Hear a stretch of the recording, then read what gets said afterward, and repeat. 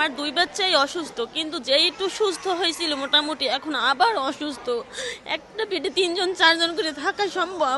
বরিশালে হামের উপসর্গ নিয়ে একদিনের ব্যবধানে আরও 2 শিশুর মৃত্যু হয়েছে। গত 24 ঘন্টায় বরিশাল শের-ই বাংলা মেডিকেল কলেজ হাসপাতালে চিকিৎসাধীন অবস্থায় তাদের মৃত্যু হয়। মৃত 2 শিশুর একজনের বয়স 4 মাস এবং অন্যজনের বয়স 13 মাস। হাসপাতাল সূত্রে জানা গেছে, মৃত 2 শিশু হল বরিশালের বানারীপাড়া উপজেলার 4 মাস বয়সী হুজাইফা এবং বরগুনার তালতলী উপজেলার 13 মাস বয়সী আবদুল্লাহ। তারা দুজনই হামের উপসর্গ নিয়ে হাসপাতালে ভর্তি ছিল এবং চিকিৎসাধীন অবস্থায় সোমবার তাদের মৃত্যু হয়। হাসপাতালের সহকারী পরিচালক ডাক্তার আব্দুল মুনেম সাদ বিষয়টি নিশ্চিত করেছেন। তিনি জানান, গত 24 ঘন্টায় নতুন করে হামের উপসর্গ নিয়ে 55 জন রোগী হাসপাতালে ভর্তি হয়েছেন। বর্তমানে হাসপাতালে চিকিৎসাধীন রোগীর সংখ্যা 163 জন। একই সময়ে চিকিৎসা নিয়ে 31 জন রোগী সুস্থ হয়ে বাড়ি ফিরেছেন।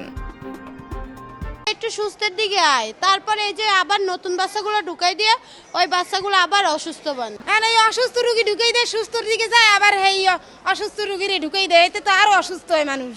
কি করবো কন তো? আমার বাচ্চার 4 দিন থেকে হাম রোগে আক্রান্ত হয়েছে, ঠিক আছে। মানে একটু জ্বর উঠছিল, জ্বর থেকে আবার কিছুক্ষণ থামে, আবার কিছুক্ষণ জ্বর উঠে, ঠিক আছে। এই অবস্থায় বাচ্চার আপনার গায়ে লাল লাল গুটি গুটি হয়েছিল, ওখান থেকে এই হসপিটাল নিয়ে আসা হলো। হাসপাতাল কর্তৃপক্ষের তথ্য অনুযায়ী চলতি বছরের জানুয়ারি থেকে এপ্রিল পর্যন্ত শের-ই বাংলা মেডিকেল কলেজ হাসপাতালে হামের উপসর্গ নিয়ে মোট 1022 জন রোগী চিকিৎসা নিয়েছেন। অন্যদিকে বিভাগীয় স্বাস্থ্য পরিচালকের কার্যালয়ের হিসাব বলছে, বরিশাল বিভাগের বিভিন্ন হাসপাতালে এ পর্যন্ত 2416 জন হামের উপসর্গ নিয়ে চিকিৎসা নিয়েছেন। হাম প্রথম হলো কিভাবে ছড়ায়।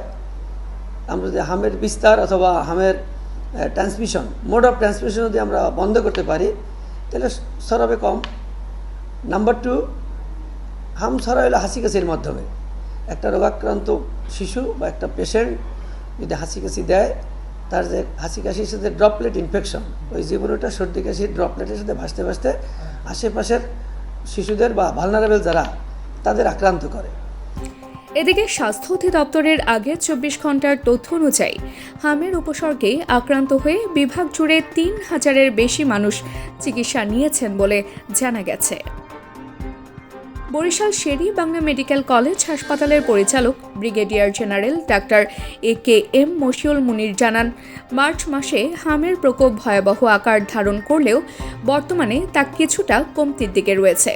তবে রোগীর চাপ এখনও হাসপাতালের ওপর বাড়তি চাপ সৃষ্টি করছে এবং পরিস্থিতি পর্যবেক্ষণে রাখা হয়েছে। তাবাসসুম হক আনিকা, টেক্স নিউজ, অগ্রযাত্রা প্রতিদিন। অগ্রযাত্রা প্রতিদিন,